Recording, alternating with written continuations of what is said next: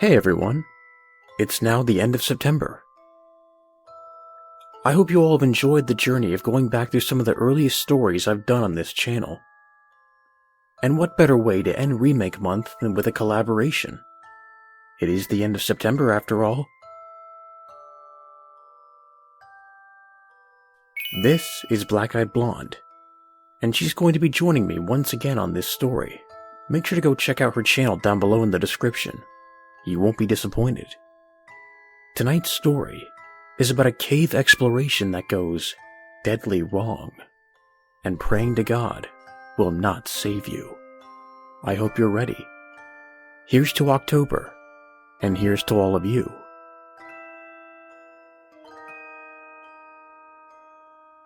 Enjoy.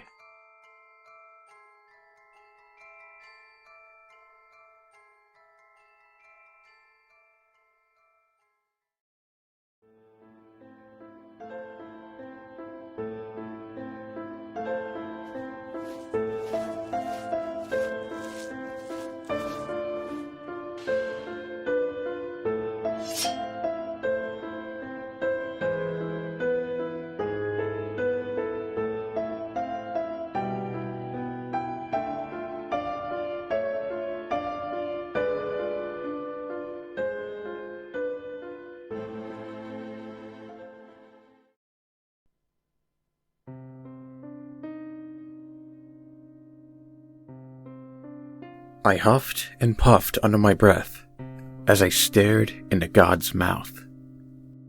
I felt like the big bad wolf ready to interrupt the three innocent little pigs as they hurriedly fortified their makeshift homes. I grinned at this thought, and then turned my head to look for Margret. She was a couple of feet down the hill from the entrance of the cave, holding a walking stick close to her petite breasts. "Hurry up!" I called down to her. I turned back to the cave, still grinning. An old, rotted sign outside read, "God's Mouth Cave. Keep out." What a tired cliché. Margret finally made it to the entrance and stood beside me, almost doubled over and out of breath. I looked down and smiled. "Check it out," I laughed. "God's mouth.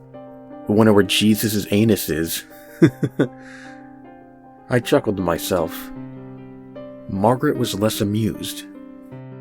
"Ugh, give me the damn water bottle," she said, exasperated. The open bottle met her lips, and for a moment, I felt peaceful in a way, watching her drink the water. Actually, I take that back. The peaceful comment, I mean. It was more of a feeling that was sort of hard to put my finger on or give a name. But I could settle for a nice content. Content seemed to be one of those words that manifests itself when natural human words seem to fail. Again, an utter cliché. But it felt good to feel a strange, mixed-up sort of happy for once. I sighed and turned my flashlight on. I pointed it into the cave. Black. God's mouth. This seemed like the antithesis of a Holy Spirit. I turned again to Margret. "You ready?" I asked. She was finally standing straight up. She nodded.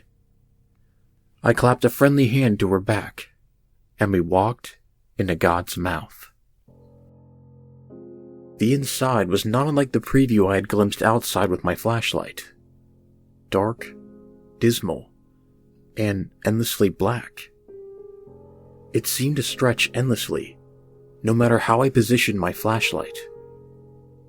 The rocky terrain was damp and imposing.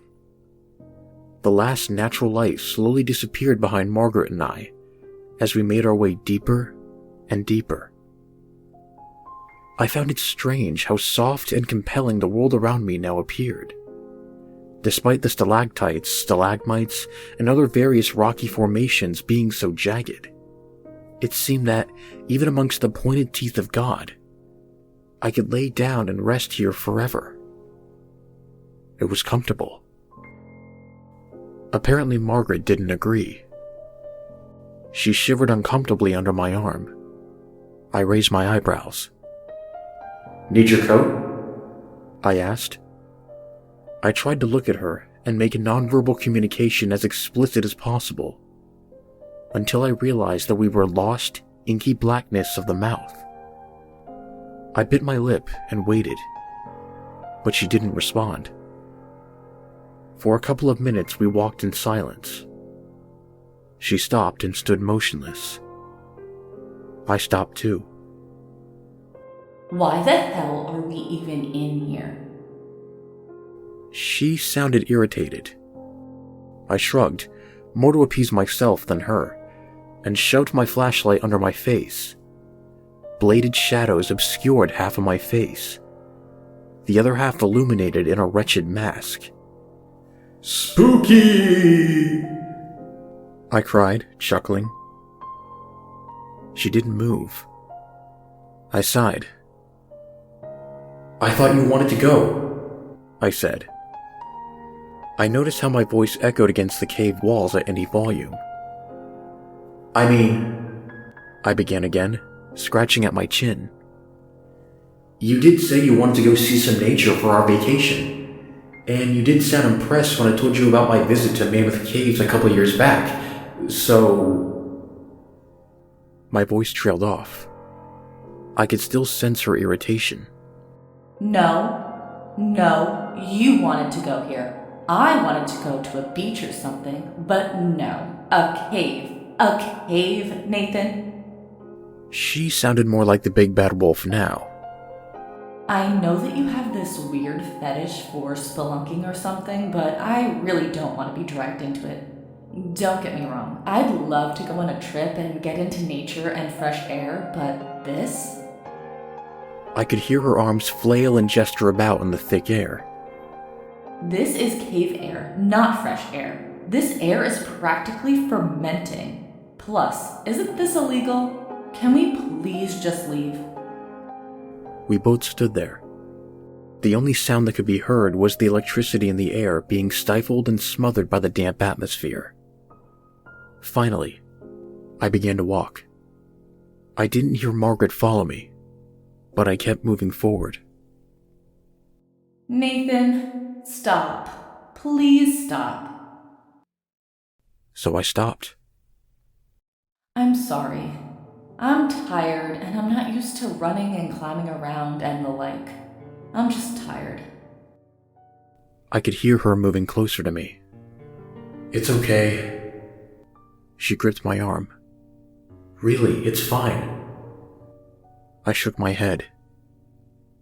Which way is out? I don't remember. I could feel Margret physically pause. Neither of us could remember. Somehow, in the confusion of our argument, I'd forgotten which way we had been moving.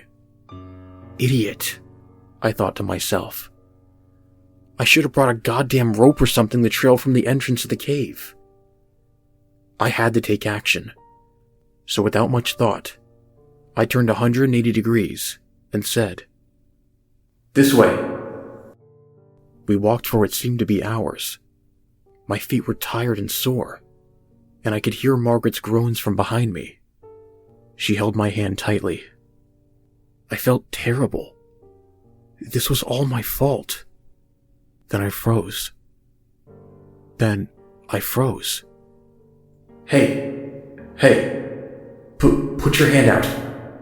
Feel this rock. I could hear Margret's bare palm press against the stone. Isn't this, abnormally warm? She didn't say anything. I began to work my way along the wall, feeling it as I went, shining the flashlight in front of me.